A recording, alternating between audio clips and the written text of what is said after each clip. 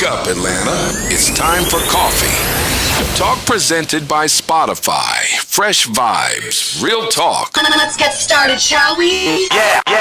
Hey, ladies and gentlemen, boys and girls, welcome, ladies and gentlemen, boys and girls, welcome, boy, howdy.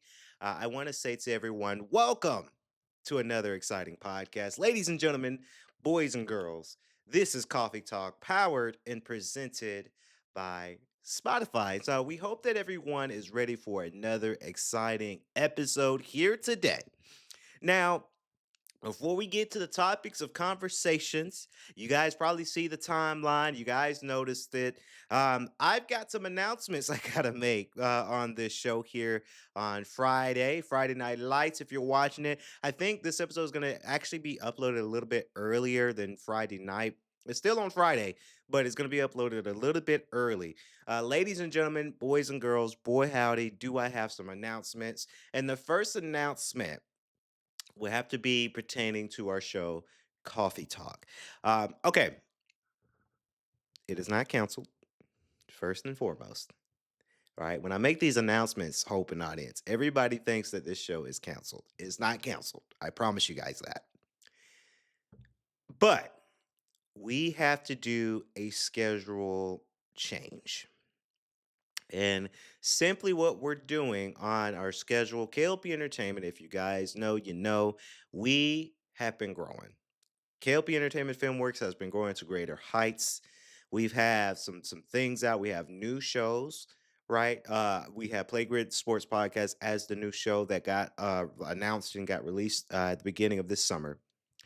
And also, we are still on promotion for my new movie, Dear Isaiah, available right now on Apple TV and YouTube TV, by the way. So we've got a lot of things going on. Again, Dear Isaiah, streaming now on Apple TV and YouTube TV, available now. We hope that everyone watched the movie and enjoy it. There's some more content coming out of that within this week. While we're doing that, we have to make a schedule change, right? Mondays, what happened was podcasts. Mondays and Tuesdays, that show gets that slot, and we're on the uproar with that show. Our followers have been up, our viewership has been up. I gotta say, Evelyn, if you're somehow watching this episode, thank you as always. Our show is up with what had happened was podcast. It's been growing. Um, Playgrid Sports is easier for us to make that show because we go into our other studio, we press record, we write our notes, and we all talk about whatever sports going on this week. Of course, the finals is next week. I can't wait for the finals. That's going to be very, very exciting. I'm rooting for the Knicks. Sorry, I'm rooting for the Knicks when it comes down to it because I'm a big New York guy. So those things are going on with Playgrid Sports, and then we have One Big Question podcast. That is a podcast that is an all audio version podcast, but that's a show that we have to do. We're contracted to do with ProMed, so I have to do that show. I have to produce it. Right, it's part of the business. So when it comes down to it, that leaves Coffee Talk. And if you guys know, you know, I do a lot of things outside of KLP Entertainment Filmworks. I am involved with quite a few businesses. I'm on a board of a foundation. I do a lot, which I'm not complaining that I do a lot because I like to stay busy. I do a lot. So, what we're changing up with Coffee Talk, and I really hope people like it. I really hope people understand it. Um, we are limiting it for one episode a week. I know back then I would have time to do two episodes of Coffee Talk throughout the week. I no longer have that time. I wish I did, but I don't. So we're going to limit Coffee Talk podcast as a beefy podcast, maybe 2 hours of a podcast on Fridays. So that way you guys get fed with content, you get fed with the podcast. I have topics to talk about, and you guys get a beefy one, and it alleviates the amount of work that is being built on Coffee Talk. If anybody knows with any of our podcasts, if you do a podcast, you know there is planning, there is scripting, there is the time slot that we can get in here, get the cameras rolling, get the lights on, get the mics powered, get everything up and up to code, make sure my recorder's up to code and updated with space, right? It is a lot to do a professional podcast. It's a lot, right? And a lot of podcasters that are bigger than us, they do it every day because that's their job. My job here is to pod for you guys, but I also have other jobs. I wear a lot of other hats around the world. So that's why I can't give you 2 episodes of this show a week. And I find it that a couple of weeks back where we did a Monday's coffee talk. I had things to talk about, but then when we tried to do a Tuesday's episode, there's nothing to talk about, right? And I don't want to give you guys an episode of me just air fluffing it, right? That's a term and production term that I use here at K.L.P Entertainment. We're air fluffing it. We're just giving you guys a bunch of bullshit topics, and it's not really a good episode, right? And I don't want to cheat you guys that way. When it comes down to what had happened was with me and Evelyn, those are scripted and planned topics of things that are going on, and then it's a good episode because we can expand on that episode. So I hope everybody understands our decision. It's been a hard decision when it comes down to it because this show is one of my favorites, but it's timing, right? So what you guys are going to expect with Coffee Talk going forward is going to be an hour, maybe 2 hours. We probably won't do 3 4 hours, no, but an hour and a half, 2 hour podcast on Fridays leading into the weekend, and you guys get that content on Fridays. Saturdays, I do my new podcast, Kennedy Lucas Lift Mindsets. That podcast is easy to do. I have my DJI, I'm mic'd up, and boom, I'm ready to go. That's easy. That's an easy show. Really, it's Plague with Sports podcast and Kennedy Lift Mindset podcast is those two are the easiest shows to do. I want to say what had happened was I can't say that show is hard. It's a lot of planning. It's a lot of equipment that goes on to that show with the other studio that we have, right? So it's just timing. So I hope everybody respects it. I hope everybody enjoys the decision we made. And some people might even like it. Some people must say, okay, Kennedy, what a big podcast from you once a week. Well, I'm good. I'm satisfied. Some people like that.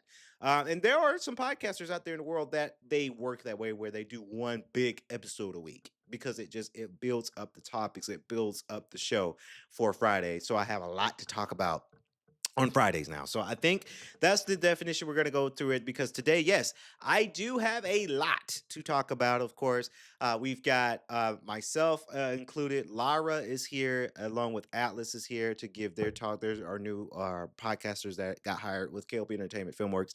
And also, we're going to be adding Emma Johnson and Marcus Thomas. If you guys know, Marcus Thomas does our gaming related content for K.L.P Entertainment Filmworks. And Emma Johnson, she's actually the voice of One Big Question, right? So we're gonna bridge them two together onto this show as well.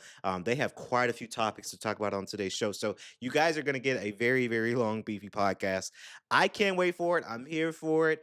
Um, so hopefully you guys like the decision we made. So another announcement, and actually this happened today. If you guys seeing it, you guys can follow all of our social medias. By the way, all of our social media accounts have been growing in followers. I don't know what it is. It's kind of what I said. You know, we've been on fire lately. My personal social media, Instagram, you guys can follow it, is Kennedy Lucas NBA. You can follow me on my Facebook at Kennedy Lucas Patterson or LinkedIn, right? You can follow my LinkedIn at Kennedy Lucas Patterson NBA as well. Um, there's a lot of great things going on, right? A lot of growth that came on to our followers list. Of course, you guys can follow the Heat 94.6 and Swanky 93.3. What happened was there's WHHW Radio 1, the Lucas Tribune, K.L.P Photography, which is busy. We got a lot of things going on. So our followers been up. So if you know, you know, you follow me on social media. I posted on my Facebook, LinkedIn, Instagram, TikTok, Twitter, right? My new album. Surprise. Surprise. I have surprised people today. As of this recording, as of today, a lot of people got surprised. Yes, I've been working on podcasts and shows, but I've been quiet since I got back from Cancun and even before Cancun because I was working on a new album. I know I gave you guys Holy Grounds in January. Crown Me Savage Part 2 in February. Nyla Monroe, I worked on her album in March, right? I can't stop. I can't stop this music creating thing. I can't stop creating things, right? So this new album is called 30. It's a great album into the summer. This is not like Soft Guy Season, that my first ever album. This is not a love album. This is not a ballad album. This is a hard album. This is a hard rap, Chicago, New York style beats. I'm spitting the truth. My guy Remy, he's the lead rapper on some of these songs and producer and singer as well. I got Nyla Monroe. She is in this album doing some background vocals and some vocals for her and my group, my guys, everybody. Terry and T, Terry Lester, Tyrus Lester, Terry. He's in Swanky Aura, so he's been working on this album. This is one of my more, I don't want to say my one of my darker ones and grittier ones because it's not that dark, but it's a rap album. So I rap hip hop album, if I can say. So I hope that you guys like this one. It comes out next Tuesday, June 2nd, and I titled it 30 because it's this the age that I just turned 30. I am now 30 years old. That's crazy to say, even though I turned 30 back in May 12th, and it's May 29th, I guess. And I'm still thinking about, damn, I just turned 30. Where did my time go? Right? Where did my 20s go? So 30 is a new album that I'm opening up a new chapter while I'm turning 30. I'm realizing a lot about myself, right? Realizing a lot about my hustle, my leveling up my game, my spiritual connection with God, family, friends, relationships, jobs, work, fitness, right? I'm learning a lot about myself. And that's what we went into this album thinking like, hey, we need an album that's not going to be a love ballad. We're not talking about a girl. This is an album for hustling. And I hope that you guys like it. A lot of these songs that I made, I'm bouncing in the studio. I'm like, damn, I could work out to this song. So you best believe I'm gonna be bumping my own songs in the gym. So I hope that I hope everyone enjoys the album when it comes out. I think I made a oopsie because we're trying to negotiate a deal with Apple Music. Apple Music, and it's no fault to them, because they're a big partner of ours for our podcast. Apple Music, I feel like they're getting a little bit specific of what artist goes on their platforms. So I think we're just not on that list, and that's okay because that's the beauty of having Spotify. Spotify presented this show, Coffee Talk. The album will be on Spotify, right? Because we just have that good connection and relationship with them. But iHeart, Deezer, Amazon Music, if you have that, Tidal, that's Jay Z's streaming services. So we're going to be on those platforms as well with this new album. Apple Music, there's no shame in their game. Hey, they want to be different from the other streaming platforms. I understand it from a business concept. I understand it. So Apple Music, it may not be on Apple Music yet because we still got to negotiate our partnership within that division of Apple Music. Now, Apple Podcasts, we got a good connection there, but Apple Music, we got to think about how we're gonna get it on that platform. But rest assured, we're on any other platforms as well, so I'm not worried. Um, and it's gonna be really, really good. It's gonna be really awesome. I do encourage people watch to listen to this album on Spotify because again, this is a Spotify show, so I gotta say it that way. Um, so I hope that everyone likes it. I look forward to to seeing how this album would turn out. This is something that I've worked on for months now, and now it's coming out in June. Rather quick turnaround too. And I tell y'all, we've been through hell and high water uh when it came down to this album in our distribution. It's just a lot of things we had to tweak, and that took months to tweak some of the stuff. So we finally got it together, and it's approved and it's going to be out there. So I'm very, very happy about the content creating that we're making. Also, real quick before I get to the topics, my new graphic visual novel starts this week.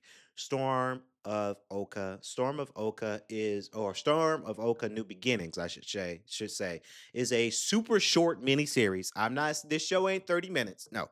That show is about 8 to 10 minutes long. And it's just kind of some graphical novels while I've got my guy Morgan Smith. Morgan Smith, he's a good voice work. Morgan Smith is voicing the narration. It's kind of like you're listening to an audiobook, but it also has some graphical novels too. Storm of Oka, New Beginnings will explore the Oka warriors on planet Zara, and that is the opening up for the Guardians cinematic universe. All right, Guardians is the newest animated movie that's coming out later on. I can't give you the year yet because we're still working on it, but that's going to open up the Guardians cinematic universe, and I can't wait for Guardians to come out because again, that's a remake from a 2018 movie that I did that Whew, wow, that was a movie. Now, this movie, of course, with the technology and the money and the funding and everything changes, Guardian concept is changing. So Storm of Oka, they're going to open up their new genre as well. I can't wait for you guys. If you guys watch the first episode, enjoy it. It's on everywhere, right? Instagram, LinkedIn, Spotify. I do encourage people. It is sort of kind of like an audiobook, so you can listen to it, but there are some visual effects on the show, so I do encourage people to watch it on any platform you can watch video. If you have it, it's on Apple Podcasts, so if you're listening to it on Apple Podcasts, that's great, but you won't get to see what's going on, right? Because we're not on that platform on that scale yet for have video for Apple Podcasts. So I encourage people to watch it on Spotify because you can watch the video version of it, YouTube, LinkedIn, Instagram, everywhere you get social media from. We post it on everywhere. So we hope that train it starts off really, really well. So enough about K.L.P Entertainment News. I know we spent about 10 minutes on that. We just have a lot of great things cooking, y'all. A lot of great stuff is cooking. Also, I've got some other side stuff that's going. I can't really disclose here on this public platform, this public broadcast, but just know that we are cooking and we are working. Now, I said on Coffee Talk Friday Night Lights, you guys, this is going to be a beefy, beefy podcast, and it will be a beefy one. Now, the first thing that I'm going to talk about is a little gaming related. So if gaming's not your thing, I do have a special topic at the end of this segment as well. So if it's not your thing to hear me babble about gaming, I'm sorry. Two new video games came out. I got to review them. You can skip ahead if you want, but I got to talk about it. And I won't talk about Call of Duty Modern Warfare 4 because Marcus and Emma, they're going to talk about that. So I won't talk about it and overstep their topic. But Lego Batman. Lego Batman and 007 First Light is out. And I'm going to do a sort of a kind of like a half review because these games I haven't finished yet. These games just came out. But I'm going to talk about it for sure. Now, May has been a great month for video gamers, right? Myself included, right? We got Lego Batman Legacy, Batman Legacy. I got to get the official name of that. Lego Batman Legacy is out, right? And then a few days later, 007 First Light came out. Now, I'm going to talk about one game at a time so people are not confused. We're going to talk about Lego Batman first because that's the first game that came out between the two. I got to say, I got to say it. They did wonders with this game, right? And I'm not going to talk about these games and hype them up as a fanboy, but let me tell you guys something. These games did really, really well.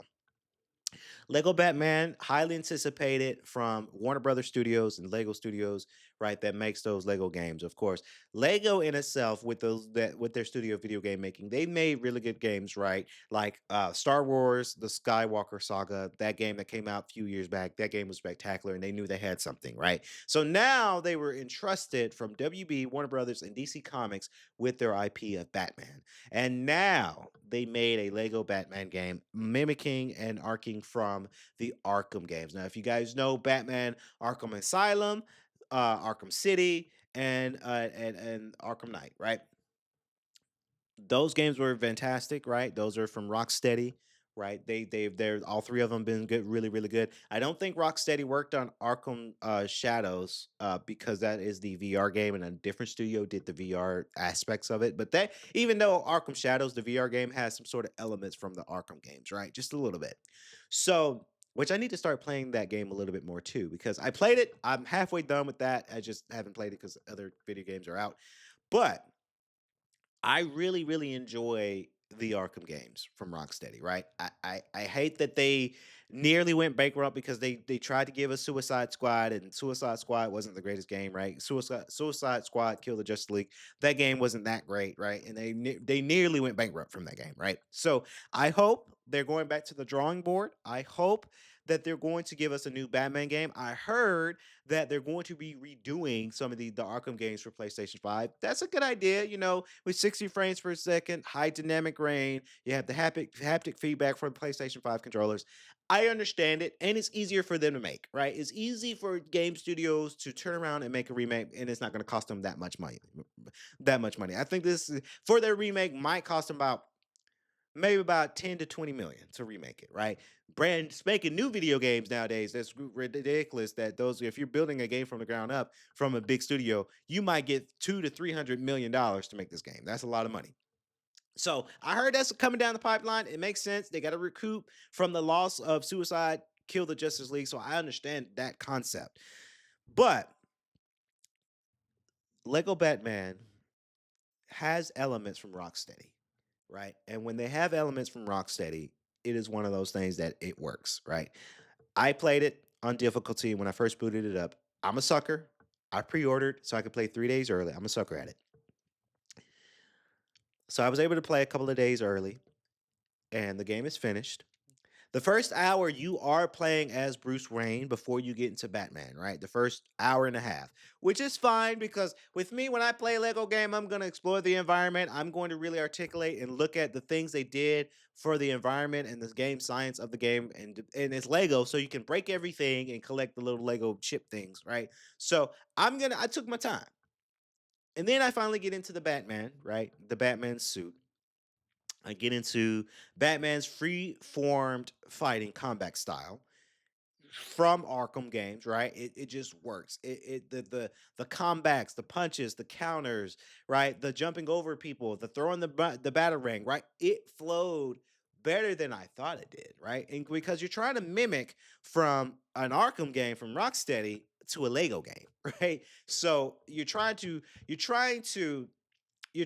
get those two in competition. You're trying to converge those two, and it works. I gotta say, it just works. It flows well. It does really really well for what it does. I like the comic style. I do like now in older DC Lego games, you can play it as almost every DC character in those games and different variations of suits. I can tell in this game, you only have quite a few selections. You got Batman, you got Robin, Catwoman, Batgirl, and I forgot where the fifth. Oh, Jim Gordon, right? And those really are the five, six-ish characters that you can play in this game, which I kind of understand that they didn't want to give us all other Batman characters that you can play as because this game is just so big in its entirety, right? So I think having a minimal list of those works. There's been a lot of scenes where it's Batman and Jim Gordon. I use Jim Gordon for some of the puzzles and stuff I need to do, but I'm not going to be playing the whole game as Jim Gordon. No. I'm going to play the whole game as Batman, right? Um, so I really like the minimalistic list of characters that you get to play. I really like the glide. You know, when you're gliding through the city, I think that it worked well, right? It's not as detailed and as diveable, and you can't dive in like that like you did the Arkham games, right? But it's a Lego game, so you can't expect it to be just dead on, just like the Arkham games, right? I do like the driving mechanics. I do think my favorite vehicle so far is the Tumbler. Still, I like the Tumbler. I don't like the what was it? I can't remember. I think it was the '97 Batmobile with the big gigantic wings on the back. That looks hideous, right? It looked hideous in the movies, right? And it doesn't look bad in the game. It's just like it's that big fin thing on the back, no, or the big wing things on the back, no.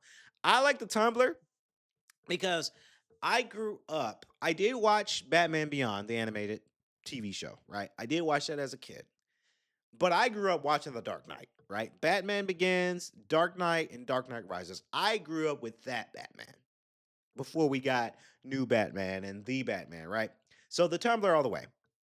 I remember and I remember because there's the Tumblr. They back when I was a kid, they had when the Dark Knight movie came out, or I think it was the Dark Knight Rises that was coming out, and I was still kind of a preteen a kid, so I played with toys, right? And they had at Toys R Us they had this Batman Batman action figure, and it came with a tumbler. And I wanted that so bad. It was expensive, so of course my parents didn't get it because it was just expensive. But I wanted that so bad. So I like the Tumbler vehicle, the Batmobile, the Tumbler. I like the way it looks. It looks cool. And actually, and if I had $3 million, you can actually buy a tumbler. Like Warner Brothers Studios, they have the Batmobile tumblers that they used on set that you can buy for 3 million. I would if I had 3 million as for a collector.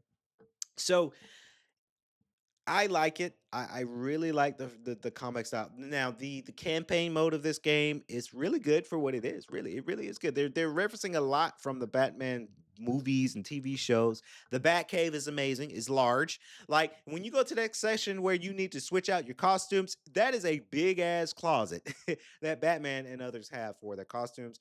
I think they really put out all they can in this game, and I think it works. Now, is it game of the year contender? I don't know. I don't know. Maybe as a good family friendly game category, maybe. But to see that it being game of the year, I don't know. Because we still got Wolverine. We still got GTA 6 supposedly to come out in November. Even though with GTA 6, I don't think Wolverine might be in the running for game of the year this year. I don't think they're going to put GTA 6. I'll be surprised. Well, I really wouldn't be surprised. I don't think GTA 6 will be game of the year because it comes out in November and the Game Awards is in December. So that's not enough time. I don't know. Jeff Keighley might change his mind. It's his show. He might change it up. But um, it is a good game. I think it is worth the price if you're looking for something to play this summer. I bought these games because we're touchdown in summer season. And as I'm working and doing mini jobs, I also will have some free time this summer. So I will be dabbling into video games this summer, right? I look forward to that. I look forward to the new Star Fox game that's coming out in June next month, or rather, well, actually, it's next month. In 3 days, we'll be in June already, which is wild. Um, Lego Batman is really, really good. I have to give give that game an 8 out of 10 because it is just really it's really good. It's an amazing game for sure. Now, this next game. Again, a few days later after Batman came out, boy howdy, we got IOI Interactive, James Bond, 007, First Light. The video game is out now. Now, although I love Lego Batman and I'm still playing on the game, and it's tricky because two brand new video games came out at the same time, so I'm going back and forth. But I gotta say, I'm playing First Light a little bit more than Lego Batman at the moment. Because IOI Interactive with Amazon MGM Studios, they have created this fantastic of a game. Now, IOI Interactive, if you guys know, that is the company that makes the newer Hitman video games, Hitman 1, 2, and 3, for the next gen consoles that's been out. I have the collector's edition where I can play 1, 2, and 3. Um, this game I got to say, first and foremost, finally we got a James Bond game. Finally, after some years. And 007 Bloodstone that I played for PlayStation 3, that game was pretty good, right? Do I have those games now? No, believe it or not, guys. I actually sold a lot of my PS3 games because my PS3 doesn't work anymore. And I end up, this is not a sponsor for them, but they actually do, they gave me a good price. I use Quick Flips. QuickFlips.com is, a website from, I don't know his last name, but Caleb. He runs this YouTube channel called Quick Flips, and he has a big video game store in Kentucky. I use them, and I sold a lot of my video game inventory. Yeah, a lot of people like, dang, Kennedy, really? Because you had a collection. Yes, I did. But as you get older, I moved to a different house, a new house, and I had to get rid of some stuff. So that was some of the things I had to let go. And then my PlayStation 3 just didn't work anymore. So I just didn't have any use for these games collecting dust. So I sold them and got something else. Um, and believe it or not, those video games that I sold to, by the way, I was able to get a new Xbox. I got the Xbox Series X digital because I use Game Pass. So it was, and essentially, I got that console for free, essentially. Um, so anyway, I played James Bond games, right? Obviously, and I I liked all of them, right? I like GoldenEye. 007 GoldenEye Reloaded was pretty good. It was decent for what it was back in the day. Bloodstone was decent for what it was back in the day. But now, First Light. First Light, I like the spiness of it. I like that you're stealthy. I like how they gave us the option where you can go stealthy or you can go guns blazing, right? I try to do stealthy as much as I can. I will say that I suck at stealthy games. I'm learning to be better because this game's teaching me to be better at stealthy games, but I suck at it because I'm always getting caught. Um, when you're going through stealthy missions and stealthy modes in this game, First Light, they give you the option to like, hey, you got caught. You gotta think on your feet. What is it that you gonna do? And I played it last night. I was on this mission. And granted, this game just came out, and obviously, if you guys know, I do a lot of things besides just stay at home, play video games. So my next mission that I was on, we were at the hotel, right? The hotel one, and there was a blonde man that was a bellman that was throwing some luggage out, and he turns out to be a villain. And Moreau, spoiler alert, guys, if you haven't played the game, buy the game, play the game. Moreau dies in this mission, right? Moreau is one of the agents for MI6. So I was in the laundry room, and I'm trying to sneak through all these people, and mind you, my difficulty was on intended, so it was a little tricky for me. And like I got caught, and then I threw a gun at somebody, and then I put some spray on somebody, and then I was punching and beating up three people, and then I had to run out of there. So I had to think on my feet, and I played that last night. And I was sweating because games like that make me sweat when I really am nervous. I have to think about something. So this game through and through is beautiful. First and foremost, this game is beautiful. It's one of those, and IOI Interactive's video game making, all the Hitman games, they all look beautiful, appealing to the eye, right? So I had no doubt in my mind that they were going to make this game look absolutely gorgeous. Visuals, right? The visuals are great. The cinematic cutscenes are great. The interactiveness of you as James Bond going through the environment is great. The side conversations of this game is awesome, right? I like it. I like it that, and a lot of people didn't like that this game. A lot of people thought this game was just going to be just like Hitman. This game is so not like Hitman. It's not. This game is a mixture between the Uncharted cinematics and playthroughs with the mixture of Hitman. Perhaps with a mixture of a third party shooter. That's what their target was with this game. And I'm here to say on this podcast, I'm here for it. I like it. I like it. I like that we're able to have a cinematic video game that has Hitman esque gameplay, right? When it comes to stealthy and thinking quick on your feet and strategize how you gonna get something done. Because even at my house last night, and I don't talk to myself, but when I'm playing to a video game, I tend to talk to myself. I'm like, okay, so what's my plan, Kennedy? What am I doing here? Kennedy, what's next? How can I get this part done? Right? I was talking to myself because I'm like, I had to really think about like, okay, what can I do to distract this guard so I can get in this room and get his key card, right? I like games like that. I also do like this is the cinematic part where you're going through cinematics. You're going through the twins that we were fighting in the hotel, right? They were fighting through. That's from Uncharted, right? The fighting mechanics were from Uncharted. The chasing mechanics straight from Uncharted, and they did it. They took ideas from Uncharted. Let's say all the Uncharted games. Well, let's say Uncharted 4, right? With a mixture of Hitman games, and they made a beautiful game, right? The music is great. The dialogue is great. Everything about this game is really, really good. And I was worried when they first showed the trailer. I too, along with a lot of YouTubers and broadcasters, they saw the glitches and the latency and like the frame drops of this game when they first announced it. Sure. And they delayed it, right? The game was supposed to come out. I think it was supposed to come out earlier this year. It came out, now in May. So I think it was needed, right? Because I think this game they're going to make. First of all, IOI Interactive and Warner and Amazon, they're going to make a lot of money from this game. A lot of people are playing it now, right? And I do think that this game could be a contender for Game of the Year. I feel it. I know we got Wolverine to come out in September, and everybody's going to be buying that game. Sure. I think First Light might be Game of the Year contender, right? I have a good feeling, right? My money's on that one because just you as James Bond, you're spying, you got these gadgets, you got the characters, you're going through these missions.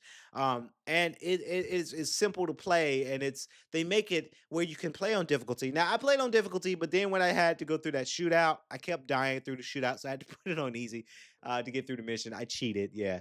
The shootouts are hard, right? Because you're more affected, you're more shot, and you're more appealing to die. Your James Bond character to die, right? So I'm here for it. I'm here for James Bond, 007, First Light, and they're setting things up because we're gonna get Second Light, we're gonna get Third Light, we're gonna get some trilogies out of this, right? Because it just that's IOI Interactive's main concern now, and it's not to say that they're getting rid of Hitman series, right? They're still doing Hitman games, but First Light is their focus right now, right? Especially if they win Game of the Year. Oh boy, howdy. Maybe 2028, we're gonna get First Light sequel, right? Right, we're gonna get it. So I this is the game that I'm playing a little bit more than Batman, but this is the game that I really, really get into. I'm rocking with it, and it is one of those things. Again, now, if you skip out, I don't want to say. Look, I get it. The economy is tough, right? Video games are expensive. It's premium cost. Now, if you had to choose between Lego Batman and First Light, I would say buy First Light first if you're trying to save up some money. Batman, you could buy if you got it, but you can also wait for a deal on that one. It's just something about First Light that just intrigues me a little bit more, right? And I love both games, right? I play both games. I like both. I like both of them, so it's fantastic. So I hope that everyone is playing these games, and I hope everyone have a great time. Having fun. So I'm gonna stay away from video games right now. Of course, Marcus and Emma, they're gonna come back because they're gonna talk about Modern Warfare 4, and I saw gameplay of that on this podcast. Now, I've got a beefy one, a beefy podcast. And before I go any further, of course, this podcast was presented by Spotify, but it's also presented by my new documentary, Dear Isaiah. It is available right now on Apple TV and YouTube TV today. So stream it today, enjoy it, and let us know what you think of the movie because we really want to know about our feedback. And stay tuned tomorrow too. I know we're uploading this Friday, and between tomorrow or Sunday, one of those 2 days, my new-ish podcast again is 10 to 20 minutes long. Kennedy Lucas Live Mindset podcast, live from the gym. I will be taking the cameras with me and showing you guys what routines that I do in the gym and having honest conversations. And I can't wait for this honest conversation because there is a topic, something that I peeped the last few days in the gym that I'm going to exploit and tell you guys about on Saturday or Sunday. Well, we record on Saturday, but it might be uploaded on Sunday. One of those 2 days. It's gonna be the episode is gonna be uploaded the weekend. I'll say that it's gonna be very, very, very fantastic. But I wanted to talk about something that happened, and I want to say this is kind of a juicy conversation. I guess I would say to a lot of people, social media, and I mentioned my social media growth. And I want to say to everyone, thank y'all for following us, right? Our social media has been, growing. But I wanted to shift gears a little bit and talk about something that's interesting that's happening. It's happening now, right? To a lot of us in our community. And I see it on TikTok about relationships. I see it on TikToks about thirst trapping and ladies doing their thing. Um, and it's about getting into DMs, right? I've had before I turned 30, we had me and my buddies, a couple of my buddies had this conversation. I think this was Monday when we had this conversation about being, you have to be careful as you turn 30. I'm more careful now because when it comes down to finding relationships, finding a girl that you're talking to, to me, age does matter. It does, right? Because I'm on the impression that when you turn a certain age, you're supposed to go for someone, and it can be unisex too. I'm talking to my fellas about women, or I'm also talking to my ladies about men, right? You have to be careful about the age range a little bit when you're in the younger age bracket, right? Because it does make a difference. Now, I'm not here to judge people on their preference of somebody of a certain age. Now, I will say, if you 30, 40 years old and you go into somebody that's 15, you're fucking sick and disgusting. You should be in jail, right? But if you're going for somebody that is 20, 21, 22, sure. If you're in your late 20s, sure. I guess not my cup of tea, really, but sure. Right? I mean, because technically, if somebody is 22 or 21 and you're like 29, I mean, technically they're grown. Now, for me, I don't go for somebody of that age. And I was telling my buddies that and they laughed. I'm like, no, I'm serious. I'm 30. I'm not going to go for a 21-year-old or a 19-year-old at age 30. I sure as hell won't go for a 18-year-old. Me being the age of 30, right? I'm just not going to do that. That's not my cup of tea. That's kind of disgusting. And I'm way too old, right? So I'm very careful. I'm very selective. And when I get to know, because I get to know some ladies out there in the world, I do. I'm not gonna lie and say I don't talk to no girls, right? I will say that I'm not talking to girls to the extent that like I'm looking for a relationship, got a girlfriend, and doing all that. No, girls that I talk to, they come up, they say, "Hey, we have a little chat," and then I move on. Sure, that happens to me a lot, right? It happens to me a lot in the gym too. It does. Just a very okay. I'm not gonna say a lot, but more ways than I would thought. But I'm also careful about social media, right? Because there's quite a few young ladies that reach into my DMs, right? And say, "Hey, how you doing? Hey, I see you looking cute. I saw your girl." And that's good. That's flattering, right? Every guy wants to be told that he looks good, right? We want to be told that we look good, that we look cute, we look fine, right? That boosts our ego, that makes us cheaper, that makes me smile ear to ear. I like compliments. And if you guys don't know, words of affirmation is my love language, right? If you're telling me that I'm doing good or I look good, that gets my rocks off. It does. But I'm very careful about if a girl that tells me that thing, how old are you? Right? Young lady came to my DMs and said, "Hey, you look familiar." I'm like, "Well, I mean, you saw my social media. I do post gym content.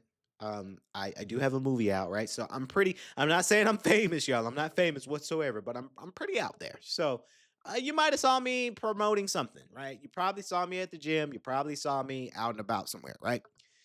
Probably. And then she goes to proceed and she sends me some risque photos. Now, granted, she was clothed. She had some clothes on, so granted, I give her granted she wasn't butt ass naked, right? But she sent that to me, and I'm like, whoa, okay. First and foremost, I don't practice this stuff, right? I'm with my new connection with God. I don't that's lustful. I tried, and then I ain't perfect with that, right? I can't say that I'm perfect with lustful content because that's social media. I mean not on professional social media, but that's all. I'm trying to clean up my Instagram now. I've been trying to clean up my Instagram, guys, because it's a lot of lustful content. It's a lot. It's a lot of ladies, and it's not for me to sound like a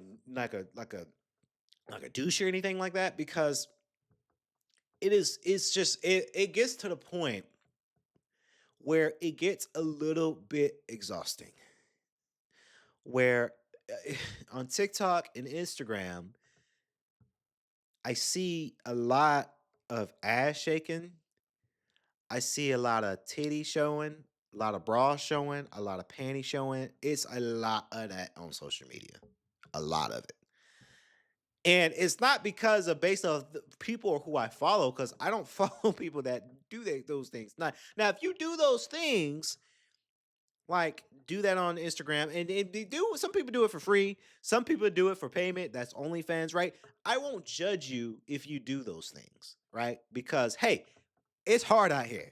There's a saying, it's hard out here for a pimp. So if you gotta do that to make some cash, I won't judge you. Right? I'm not here to judge people. God did not put me on earth to start judging people. Right? But it's a lot. Let me be honest with y'all. It is a lot of lustful content out there. And it's crazy because I mean, as a heterosexual male, right? I like we like that stuff, right? We like girls. We like seeing what kind of and not in a perverted way, but like Guys like to see what they rocking with, right? What color, like we like a little, we like that kind of stuff, right? But even me on this podcast, I'm a bit exhausted. And maybe it's because now I'm of the age of 30. I've matured. I've been matured, but I'm maturing a lot more now. Like, it's just like, oh, okay. Jeez. Like, I gotta breathe because I see this all the and then I told this young lady, because she did that. And I told her straight up, y'all, no lie. First, I looked at her profile. And what sucks about it is it's probably an op or a bot because she has no photos posted on her Instagram. She got 20 followers and she's following 800 people, right? And on her bio, it just says 18. So then when I saw that, and I wasn't going for that whatsoever, but I immediately said to her, I said, listen here. I said, young lady, let me talk to you. Whoever you are, this could be you that's in these photos, or you could have stole this and you could have been gaslighting me, right? Or catfishing me. I guess that's the term there, catfishing me. But if you are this young lady, I think you are well off getting an actual Instagram, posting things that you like to do, and being more personable about your Instagram. I said to her, "You are way too young to be. If this is you, and this is your alternative motive to send me lustful content, thinking that I'll pay for it or hit and give you money to do it as internet prostitution, I'm not in for that. Right? I am too mature. I'm way too old. You're way too young to be doing this for me. I'm not these creepy men out there that is 40, 50s going for these 18-year-olds because they want a cheap thrill. I'm not the one." And I told her, "I know you're not going to stop. I know you're going to move on to the next person to try to trick them and but you really shouldn't be doing this. There's more to life than this." Right? And I say that to a lot of ladies and men, because men thirst trap, men do these things too. But I say to a lot of people out there that do these things, there's more, there's more to life than to show your ass and sell your panties to people. I feel. I don't judge because hey, times are hard, right? People made millions on OnlyFans. People make money from that content. Would I do OnlyFans? Absolutely not. Hell no. But I don't judge people who do these things if that's the way that they got to make their money, right? I just I get fatigue. I don't know. Maybe it is the word fatigue of these things. I know I can't change the world. I know I can't change Instagram's algorithm. I know I can't change people, right? People are still going to continue to do these things that they do.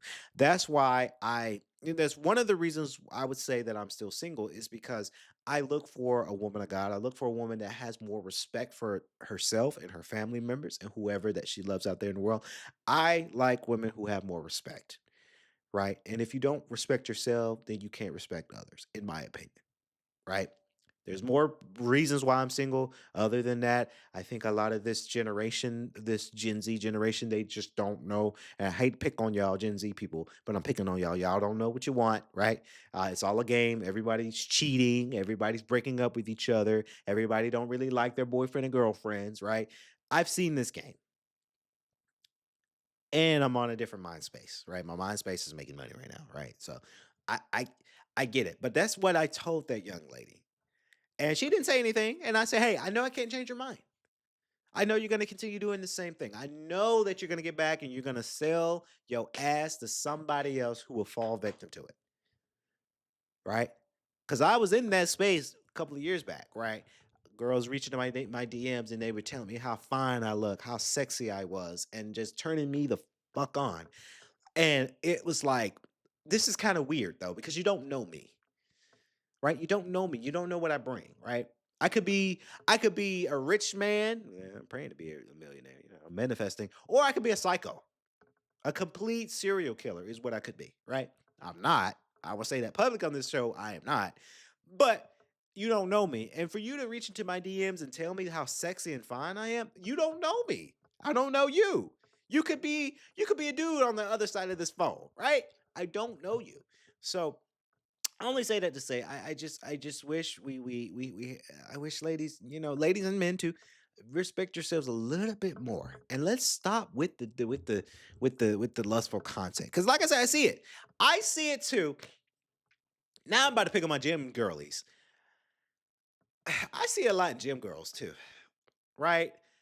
Gym girlies. Now, when I post my gym fitness content, and maybe I probably would make one just to make fun of them, just to do a spoof.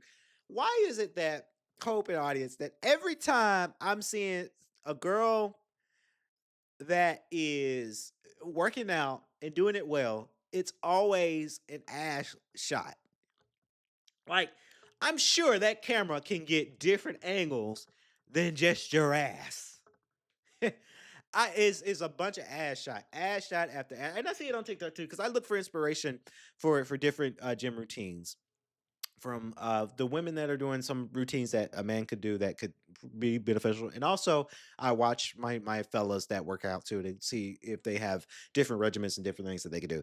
But I see it a lot that some women it's ass shot after ass shot. They're wearing Gymshark or Define or even Lululemon, and it's always ass shot, ass shot, ass shot. Ladies, let's spoof it up a little bit. That's lustful. Like, you know what you're doing, and it's cool. Like, it's one thing to be confident about your ass and your body, but then there's another thing to say I'm gonna do it because it's gonna get me the clicks, right? And it's an ass shot, so a lot of men will click on it, right?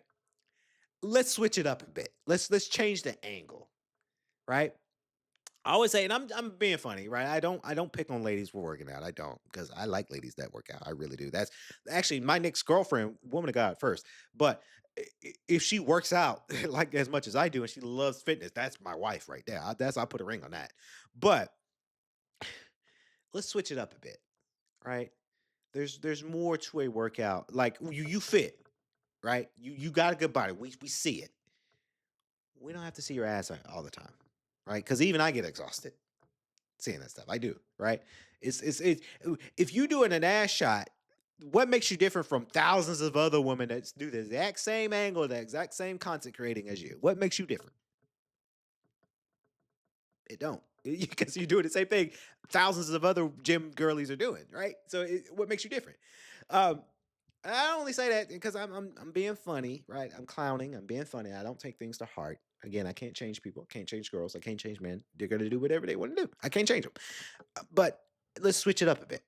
For me, and I encourage people to do what I'm doing on Saturdays now. Like, I'm bringing my camera, I'm working out, but I'm having casual conversations and I'm turning it into a podcast. I encourage people to do the same thing that I'm doing, right? Because that's different. No one's doing a fitness podcast live from the gym, working out and talking, right? No one is doing that I've seen. No one's doing it. So I would encourage women to do that, right? And if you go to Crunch in Duluth and Snellville, you want to learn how to do it, come up to me. I can teach you how to do it because that's different content. It's not lustful. It's a casual conversation. It's a podcast, so you can have it on platforms, even your TikTok. And you might be influenced by somebody. You might influence people. That's I don't know. I can't change people, but that's just how I see it. All right, I'm going to turn it over to my other co-host here with Coffee Talk presented by Spotify. And we'll be back to wrap up the show on Friday Night Lights. Coffee Talk presented by Spotify. Wake up, y'all! It is now time for the front page news of the day on Coffee Talk presented by Spotify. Yeah. Okay, so get this. Since 2019, the Oklahoma City Thunder have turned two blockbuster trades into a team that's now in the NBA's Final Four. It's like they've cracked the code on how to rebuild without ever really bottoming out. That's wild when you think about it. Most teams that go through a rebuild spend years in the basement, but the Thunder have managed to stay competitive while stockpiling assets. How do you even pull that off? Well, it starts with patience, and Sam Presti, their GM, has mastered that. Back in 2019, they traded Paul George to the Clippers and got Shai Gilgeous-Alexander, who's now a two-time MVP, plus a draft pick that turned into Jalen Williams. Then they moved Russell Westbrook to Houston for Chris Paul and in a mountain of draft picks. Those moves set the foundation for everything we're seeing now. And what's really impressive is how they've avoided overreacting when things didn't go perfectly, like in 2024 when they tied for the best record in the West but got upset in the second round. A lot of teams would have panicked, but Presti stayed the course. Exactly. Instead of making a splashy trade or firing the coach, he made smaller strategic moves. Trading Josh Giddey for Alex Caruso and signing Isaiah Hartenstein might not have made headlines, but they were the kind of moves that kept the team balanced and competitive without sacrificing the future. That's such a delicate balance to strike. If you're a team like Boston, for example, you've got to be looking at OKC and thinking, maybe we don't need to blow it all up. The Celtics have Jason Tatum and Jaylen Brown, but after their early playoff exit this year, everyone's questioning whether they should break up that duo. Right, but instead of breaking them up, Boston could take a page from the Thunder's playbook. Build around your stars, but don't be afraid to make those smaller moves that keep you flexible. It's about playing the long game while still staying competitive in the short term.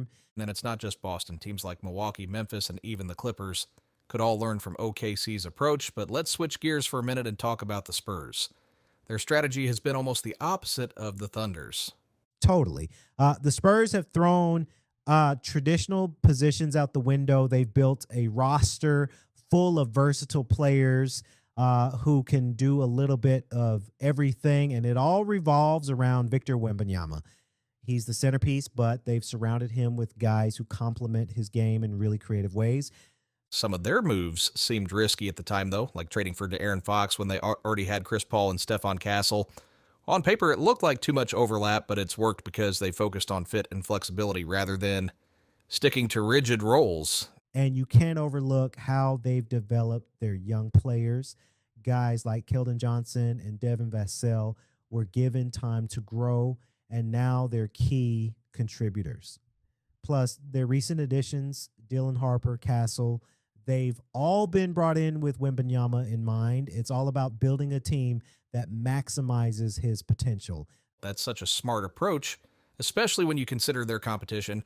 The Spurs knew they'd have to go through teams like Oklahoma City eventually, so they built a roster that could match up with that kind of versatility. If there's a team that should be paying attention to this, it's Houston. The Rockets have some great young pieces, Amen Thompson, Jabari Smith Jr., Alperen Sengun, but they need time and veteran leadership to really put it all together. They could follow the Spurs blueprint and be in a much better position a year or two from now. Absolutely. And other teams like Washington, Sacramento, and Atlanta, they're all in similar spots where they could benefit from that kind of forward-thinking roster construction. But let's talk about the Knicks for a second. Their path has been all about resisting temptation. Oh, for sure. The Knicks have been surprisingly disciplined. I mean, go back to 2022 when everyone thought they'd trade the farm for Donovan Mitchell. Instead, they signed Jalen Brunson outright, and that decision has paid off in spades. And they've been smart about their trades, too. Moving R.J. Barrett and Emmanuel Quickley for OG Anunoby gave them a great 3-and-D wing. Trading Julius Randle for Karl Anthony Towns? Risky, but it's worked. And even when they had the chance to go after Giannis Antetokounmpo, they didn't overextend themselves. That's the key. They've made moves, but they've done it in a way that doesn't mortgage their future. Now, they're on the brink of their first finals appearance since 1999. It's a testament to patient player-by-player team building. If I'm Detroit, I'm taking notes. Cade Cunningham is a star in the making, but the Pistons need to be careful about how they build around him. They've got the athleticism and defense, now they just need shooting. The Knicks' approach could be a great model for them. And let's not forget teams like the Lakers, Philadelphia, and Dallas. They're all in situations where a little Knicks-style prudence could go a long way. But then there's Cleveland, and their approach is almost the polar opposite. Yeah, the Cavaliers are all about taking the big swing. They went all in on Donovan Mitchell a few years ago, and it's paid off. Then they doubled down by trading for James Harden, even though it wasn't a perfect fit. It's a high-risk, high-reward strategy, but it's gotten them results. Harden's not the defender he once was, and his age is definitely a factor, but he's raised their floor. Without him, they wouldn't be in the conference finals right now. And that's a lesson for teams like Minnesota. The Timberwolves have been linked to big names like Giannis and Ja Morant, but they haven't pulled the trigger yet.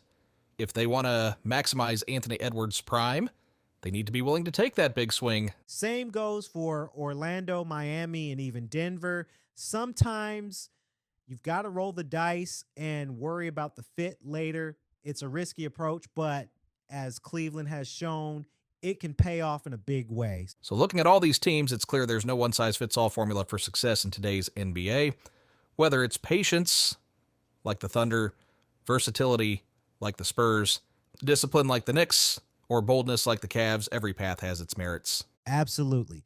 And that's what makes this era of basketball so exciting. Every team has a chance, and every fan base has a reason to hope. It's a new kind of parity, and honestly, I'm here for it. Me too. It's going to be fascinating to see how these lessons shape the league in the years to come. Here's to the next chapter of NBA evolution. Couldn't have said it better myself. Let's see how it all plays out. How about this for a thought?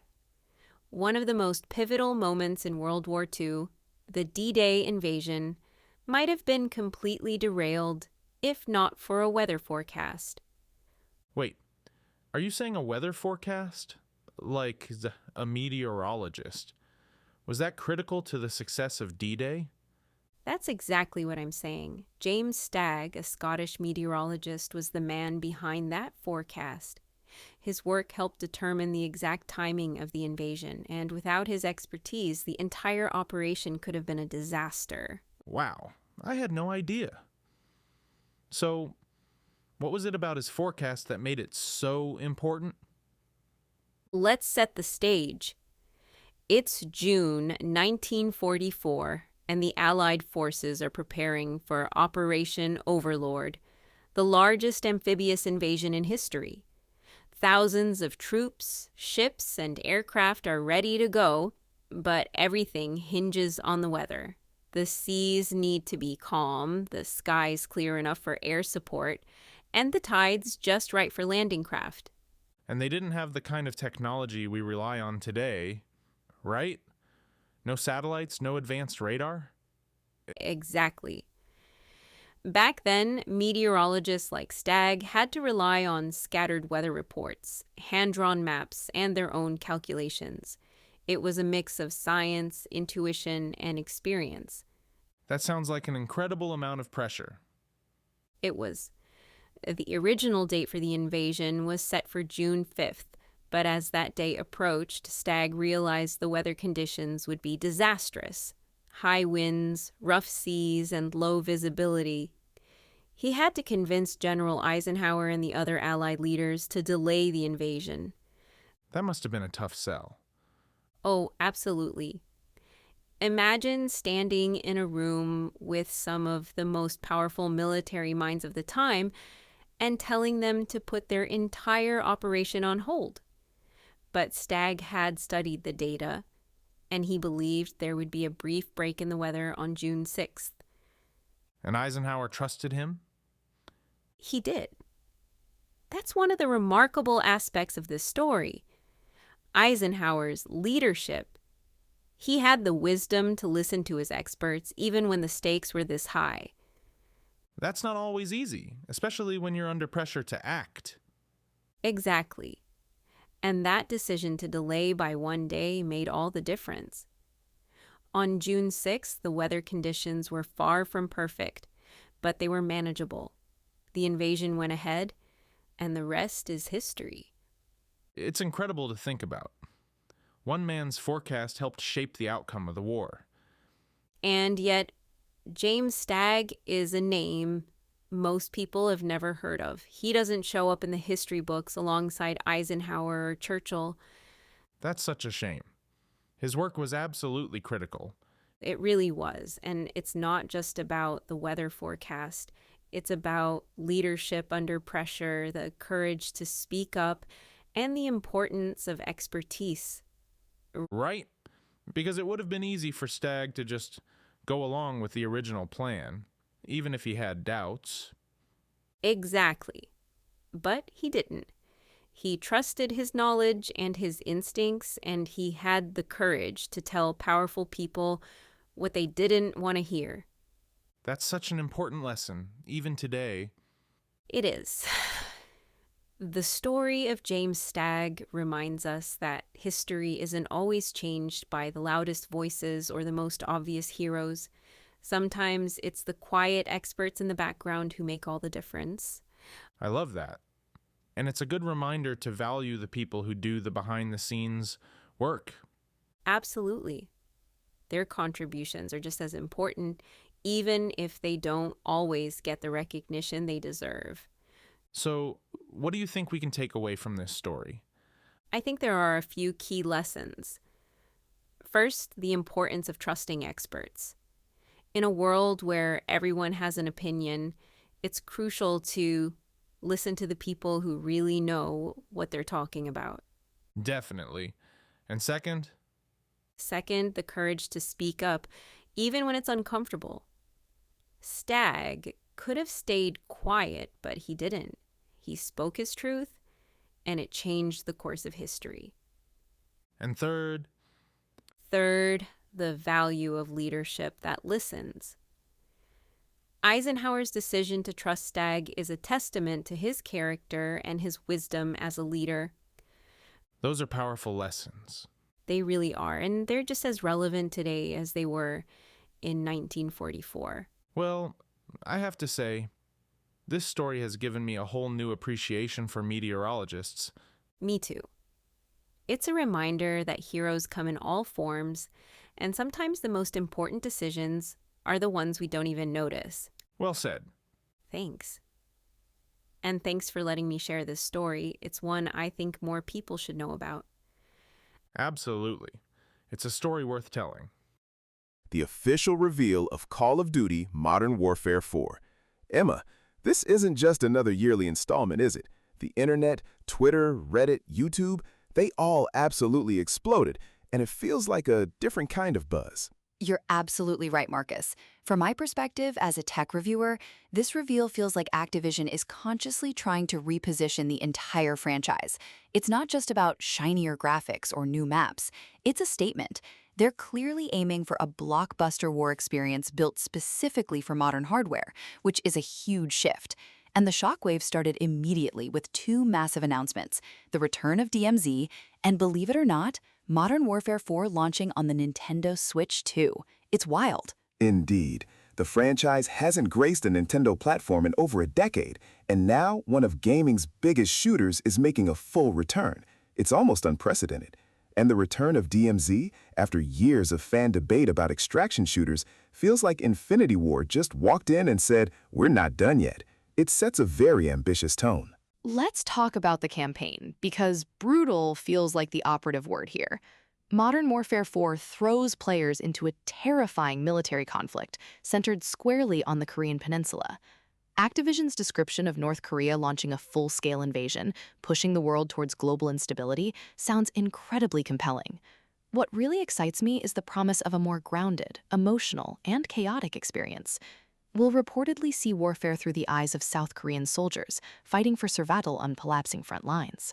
And while Captain Price conducts shadow operations behind enemy lines, which is of course what Price does best, the setup alone screams cinematic quality. Infinity Ward seems to be making a smart decision regarding scale. Previous Modern Warfare games excelled at balancing personal storytelling with global disaster, and MW4 appears to be chasing that same energy. Trench warfare in Korea, urban combat in New York, high-speedy chases in Paris, SAS raids in Mumbai. This sounds less like a typical military shooter and more like a summer blockbuster.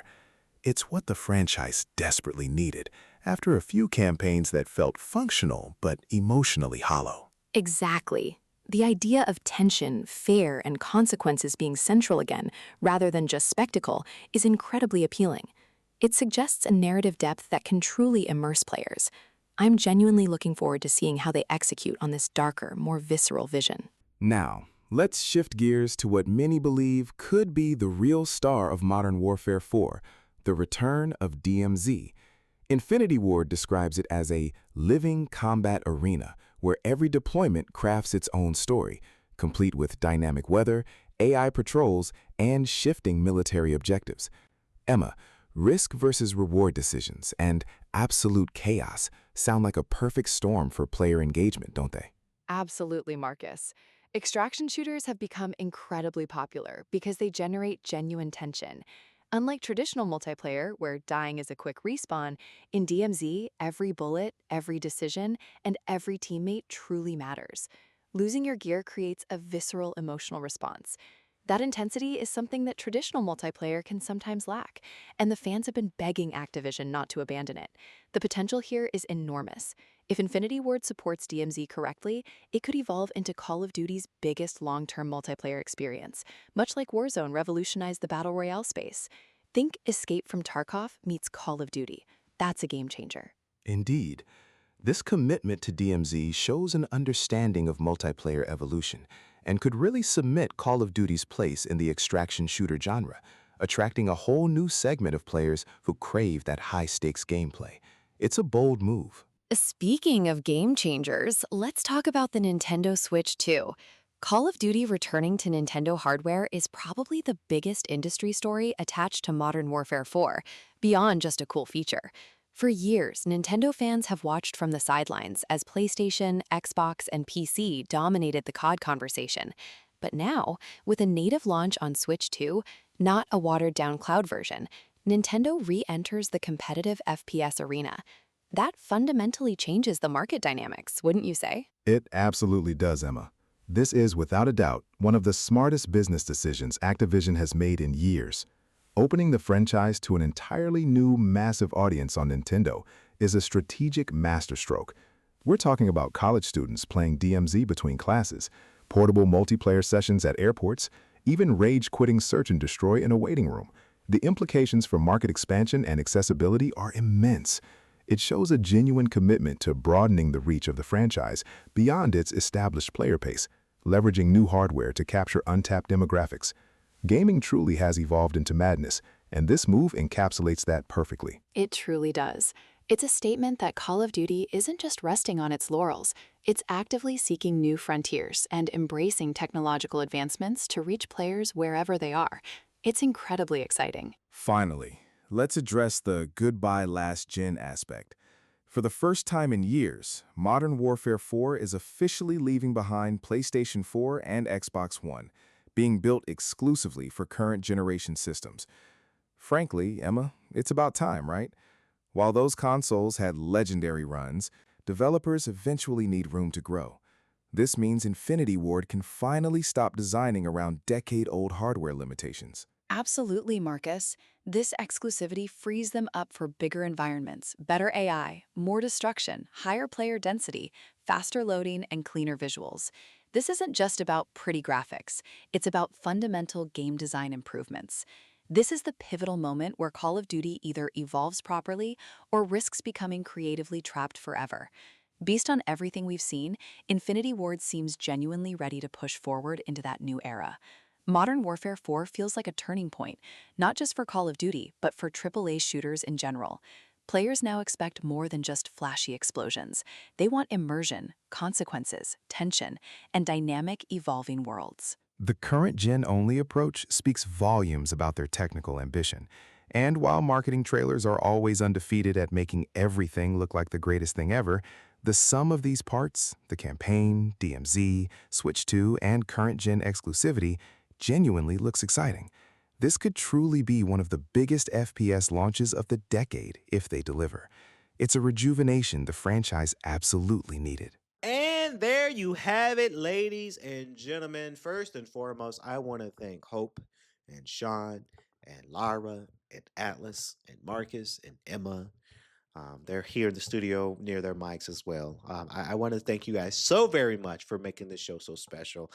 Like I said at the beginning of the show, with the change of schedule of Coffee Talk, I hope that everyone enjoyed it. I hope everyone understood our changing the schedule a little bit. so we can give you guys a rather beefy podcast of this episode. And we hope y'all like it. We hope you enjoyed it. And I want to say thank you guys so very much for just staying tuned for all the content this week. It is the weekend. We're still content creating because I got to do the fitness podcast tomorrow, right? So I'm still content creating this weekend, but it is the weekend. I encourage people to enjoy the sun sweeping out today. We've been raining the last few days this week here in Atlanta, but if you're able to enjoy this weekend with loved ones, or if you're going to the gym or you're going outside walking, enjoy this weekend. June is around the corner. June will start in a few days. And I hope everyone stays prosperous and highly favored and within their discernment and their alignment in the name of Jesus Christ. Amen. Right. But thank y'all for staying tuned. Coffee Talk powered and presented by Spotify. We love you guys. We'll catch you guys on the next go round next week. We love y'all. Peace. Made in Georgia.